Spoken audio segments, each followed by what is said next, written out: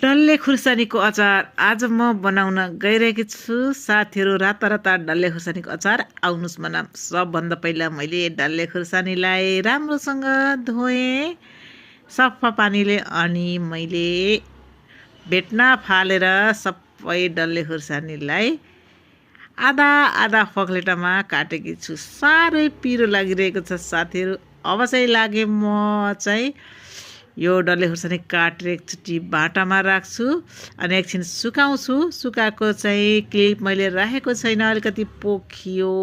म एक्लै भिडियो बनाइरहेको छु अनि चाहिँ अलिकति अप्ठ्यारो पनि भयो, त्यही भएर चाहिँ माइन्ड चाहिँ नगर्नु होला। अनि अब यसलाई चाहिँ म 10 मिनट जति ओभाउन राखिदिन्छु र म तयारी गर्न लाग्छु अचारको मसलातिर। अब मैले प्यान बसालिसकेकी छु, त्यसमा तोरीको तेल खर्याउँछु अनि म लाग्छु यतातिर मसलाहरू भुट्नको लागि। मसला भुट्नको लागि चाहिँ मैले अब प्यान बसालिसकेकी छु। प्यानमा म राख्दैछु आलसको छोपले अचारलाई एकदमै मिठो बनाउँछ। आलस चड्किन थालिसकेपछि मैले जिरा फुराएँ। जिरा र आलसलाई भुटेर खनाइसकेँ अनि तोरीलाई भुट्न थालेँ। तोरी चाहिँ भुटेर राखेको अलिकति ओसियो भनेर मैले यसलाई सेकाउँदैछु। यो अब सेकिसकेको छ। यसलाई पनि मैले अरू मसलासँग राखेर पिसेर पाउडर बनाइसकेँ। अब मेरो अघिको तेल पनि खरिसकेको छ। अब चाहिँ मेथी फुराएर मैले यसलाई कालो बनाउँछु।